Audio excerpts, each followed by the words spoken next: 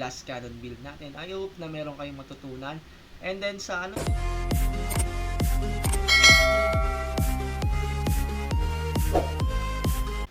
hello guys, good evening. So for today's video, pag-uusapan natin ang about sa Arba build na glass cannon. So may mga nagtatanong no kung ano nga daw ba yung glass cannon build. So here we go. I-ano na natin.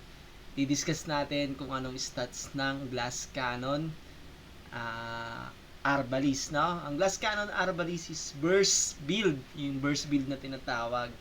So simulan na natin mga idol. At kung hindi ka pa nakakapag-subscribe sa channel ni 500, mag-subscribe ka na, idol. So, hindi ako expert sa Arba kasi never naman ako gamit ng Arba. Pero, I know how to doggy. Joke lang. I know how to, how to build a character, and so marami na rin akong inayos na build na character. So, nagpapasalamat naman sa atin yung mga naayos natin. So, ayun na nga mga idol, huwag na natin patagalin, simulan na natin at isa-isahin na natin ang mga stats na kakailanganin about sa burst build or glass cannon build na Arba. So, ito na idol. Okay guys, no, ito nga yun, yung si Mikey. Ito yung isa sa sa glass cannon build na tinatawag natin na Arbalist, no. So, glass cannon build na Arbalist, first and foremost na na kailangan nating malaman sa glass cannon Arbalist, sila yung maximum damage output na tinatawag. So, sila yung damager na tinatawag natin. And then, meron siyang ang stats na kakailanganin natin is accuracy and crit. So, of course, accuracy and crit for maximum damage, and then dev success mga idol, no? Ang dev success is kailangan talaga yan para ma-max out mo yung bash, and then critical, and then maximum critical damage. And then critical mo dapat nasa mataas talaga. So, at least kung kakayanin mo 4K plus na na critical, is dapat laging nagpo-proc ang critical mo. So, kasi may mga nakakalaban kayong crit eva build na matataas talaga. So, kailangan mas matahigitan mo yung yung crit eva niya ng crit mo para lagi kang nagpo-proc ang maximum damage ng Arbalist. So, na-discuss na natin, no? Tatlong stats ka na kagad yon: accuracy, crit, and dev success. And then, crit damage mga idol. So, as long as meron kayong nakukuha kayong magandang stats ng destruction. So, ang hanapin yung stone sa destruction is yung Accu-Crit na destruction, no? Accu-Crit, skill attack, and crit attack damage na na stone, no? Dapat yung apat na yan is present lagi doon sa sa tawag nito sa stone mo, yung skill attack, crit damage, and crit, and high accu. And then plus na lang yon kapag meron kayong nakuha na all damage attack. Kasi pampadagdag din yon, damage damage modifier yung all attack damage kasi. And then high physical attack mga idol. Of course, high physical attack, mag-invest kayo dito na high physical attack ninyo sa Mystical Piece. So, Mystical Piece ang kailangan nyo. Dapat lagi kayong may doon. Meron kayong Accu na Accu na Mystical Piece, and then meron kayong physical attack na Mystical Piece, and then kunin nyo lahat sa trainings yan mga idol. So, makukuha nyo yan through trainings, no? Trainings, Constitution, itong 9-in manual. So yung crit eva makukuha mo yung accu crit dyan, eva ganyan dito, accu crit dito. Ito mataasin nyo rin to yung yung training nya dito.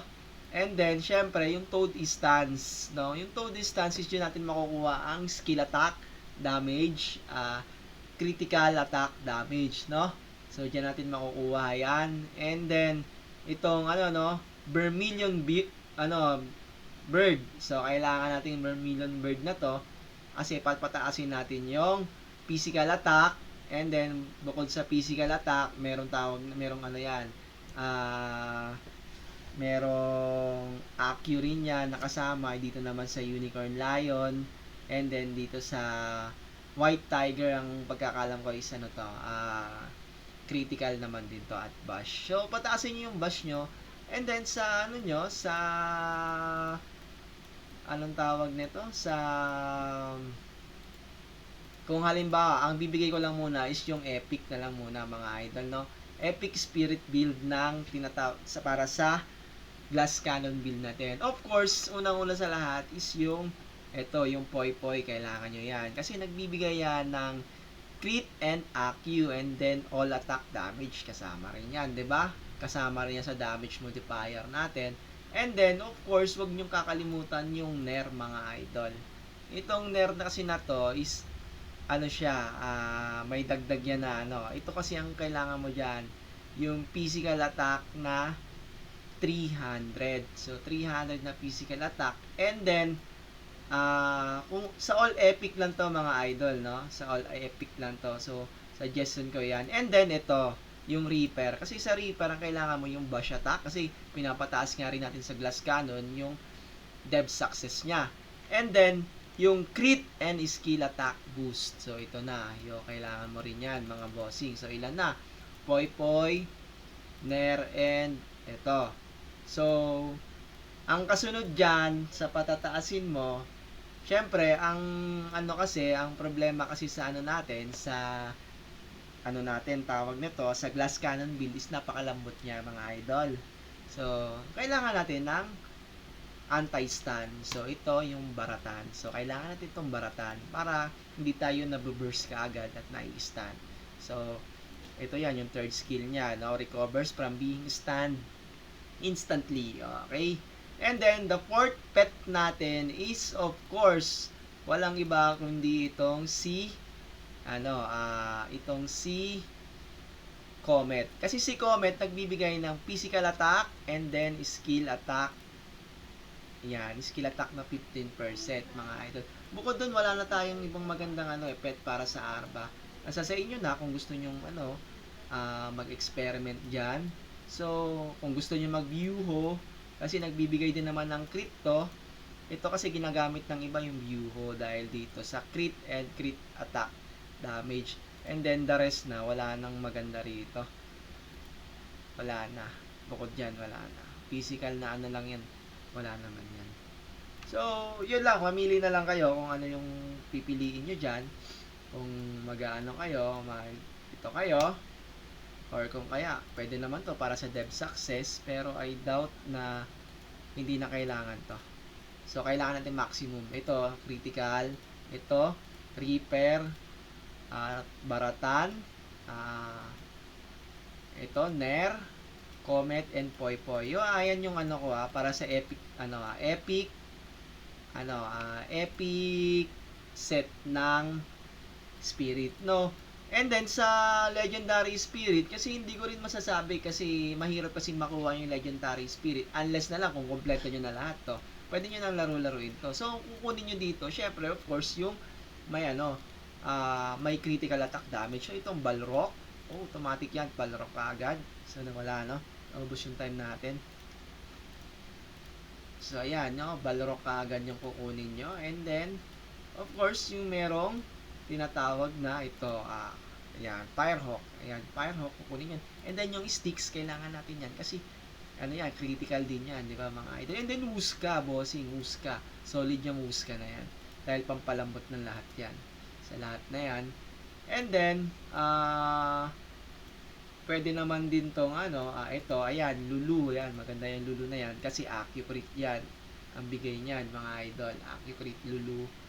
So, mamili na lang kayo kasi sa legendary kasi mga idol, depende sa swerte na lang natin yan kung makukuha natin. Pero dapat, kung halimbawa, kung hindi naman nakba dun sa sa spirit na kailangan mo, mo na lang, magre-roll ka na lang kung meron ka naman din budget para sa re-roll kaysa sa pagtiyagaan mo yung yung isang spirit na to na hindi naman nakba dun sa build mo. 'Di ba? Wala rin. So sayang lang yung mo, legendary pet mo, mga idol. So and then ang pros and cons. So ang pros nito ng ng Arbalist is maximum damage. So napakaganda niya for 1v1. So 1v1 idol, and then ang ano niya, ang tawag nito, ang cons naman niya is low defense. Of course, low defense siya, 'di ba? So, low defense ang ano, ang ayan o, 342k pala si Mikey na, no, na 120.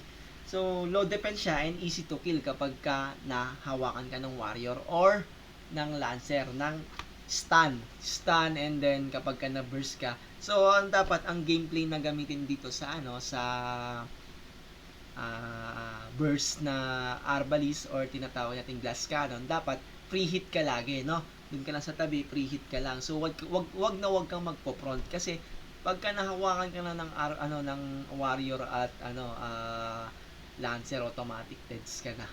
Kasi nga dahil nga sa low defense na tinatawag natin. So, meron kasing kaakibat na ano yan na counter yan Kung burst build ka, automatic yan.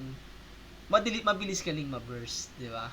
So, unlike dun sa mga defensive build, so, yan, i-discuss natin sa next video yung about naman dun sa EVA build na na Arbalist, kung ano yung dapat mong isamang stats doon bukod sa EVA, ano pa yung stats na papataasin mo, ano yung dapat mong mga enchants, and then meron naman tayong tinatawag na Arbalist naman na hindi naman na KKD, yung anti-stun, anti-burst naman na tinatawag na Arbalist. So meron tayong dalawang Arbalist build na pag-uusapan. So next video, i-discuss ko para hindi magulo about sa ano lang muna tayo sa tawag nito sa burst build lang muna tayo or glass cannon build na Arbalist build na gagawin natin, no?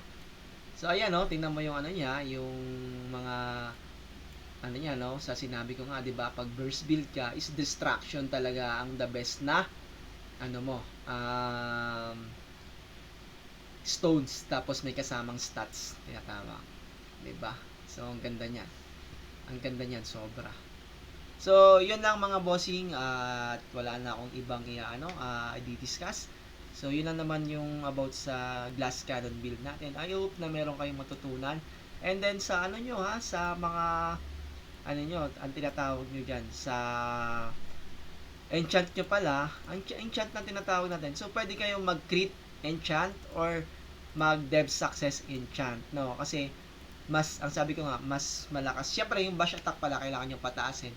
Kasi ang bash attack, kapag ka nag-bash ka, tapos nag-crit ka, so, ang lakas na damage nun. So, nasa sa inyo na yan, mamili na lang kayo ng, ng enchant nyo ng crit or bash attack. Dev success na enchant, no? Mamimili na lang kayo doon. So, yun lang mga bossing. Maraming salamat. At mag-subscribe na kayo kay 500 para sa mga other guides natin na ituturo. Thank you so much and God bless sa inyo. Happy Sunday mga idol.